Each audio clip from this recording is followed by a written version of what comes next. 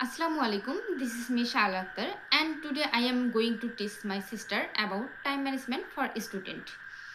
At first, introduce yourself. My name is Shumaya Jahan Sriti. I am studying at Daffodil International University, Department of English. Sriti, why it is important for you?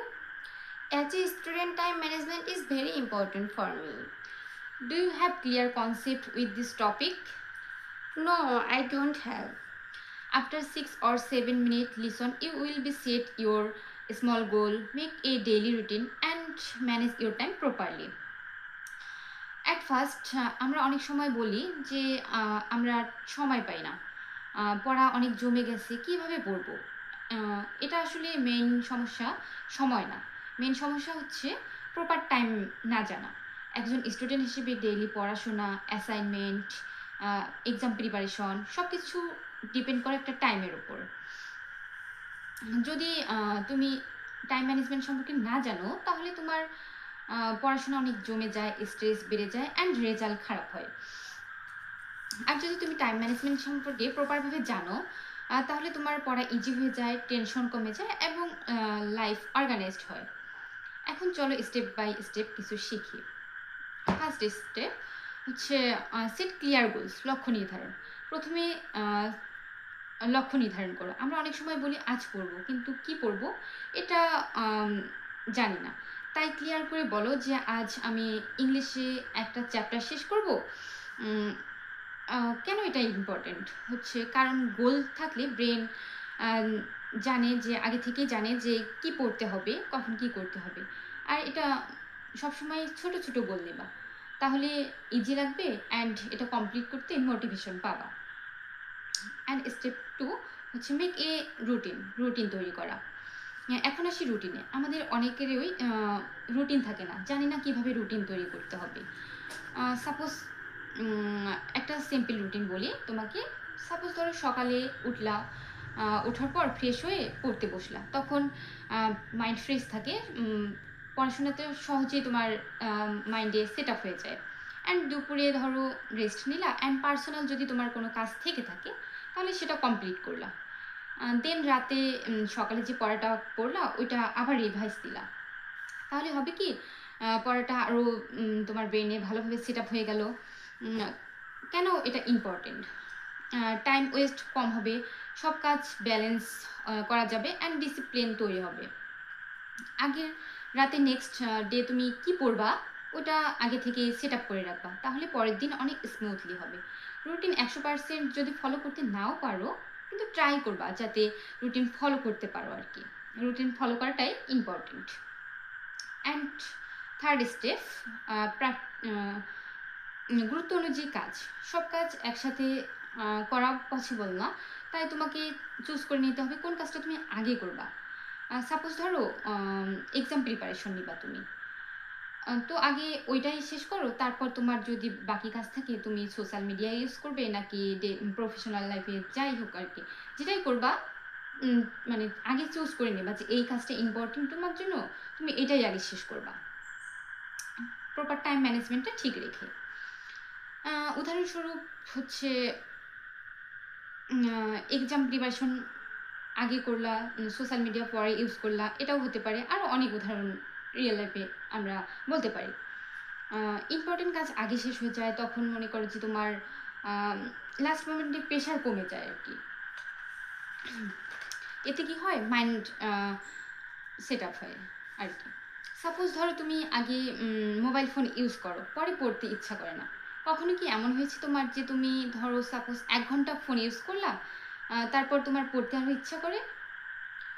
না শালা, আমার কখনো এমন হয় না, কারণ আমি যখন ফোন ইউজ করি সচরাচর আমি রিলস দেখি। একবার যখন রিলসে চলে যাই মনে হয় সময় যে কিভাবে চলে যায় বুঝতেই পারি না, সেই জন্য এরকমটা হয় না। অ্যাভয়েড ডিস্ট্রাকশন, মনোযোগ নষ্ট কমানো।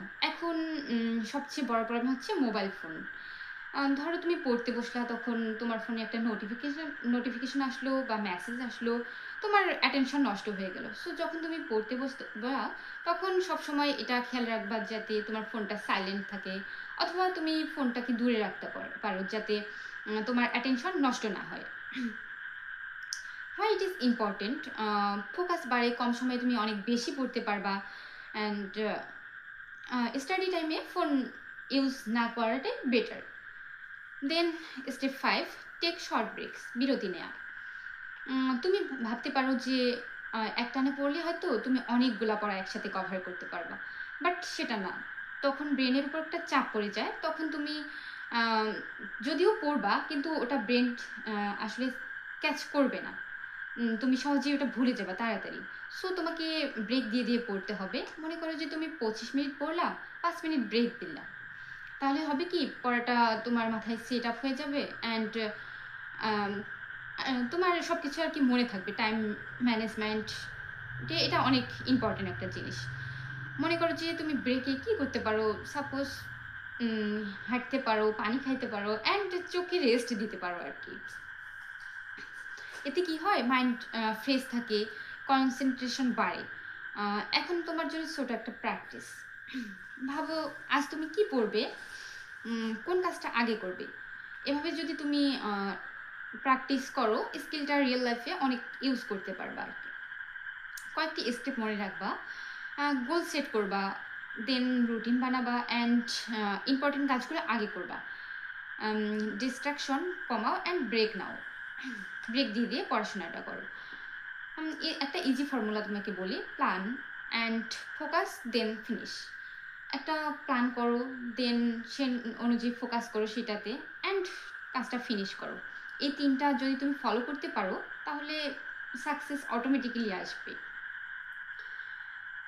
ওভারঅল এতক্ষণ যা বললাম তুমি কি বুঝতে পেরেছো স্মৃতি? হ্যাঁ, আমি বুঝতে পেরেছি। তাহলে তুমি একটু আমাকে সামারাইজ করে বলো তো কি বুঝলা আর কি। আমি এটাই বুঝতে পারছি যে হচ্ছে একজন স্টুডেন্টের লাইফে টাইম ম্যানেজমেন্ট খুবই গুরুত্বপূর্ণ একটা বিষয়। একজন স্টুডেন্ট যদি প্রপারভাবে তার টাইমটাকে ম্যানেজ করতে পারে তাহলে সে বর্তমান সময় ভালো করবে এমন না, সে তার ফিউচারের ড্রিম পূরণ করতে পারবে।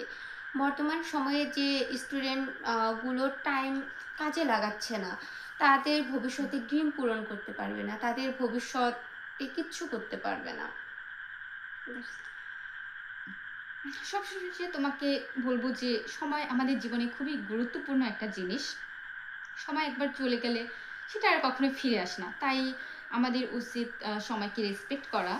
অ্যান্ড আজ থেকে যদি তুমি ছোট ছোট পরিবর্তন আনো তাহলে ফিউচারে তুমি অনেক বড় সাকসেস অ্যাচিভ করতে পারবা। That's all. থ্যাংক ইউ স্মৃতি, আমার সাথে এতক্ষণ যুক্ত হওয়ার জন্য, আমাকে এত টাইম দেওয়ার জন্য। And thank you sir for giving me the opportunity to teach my sister.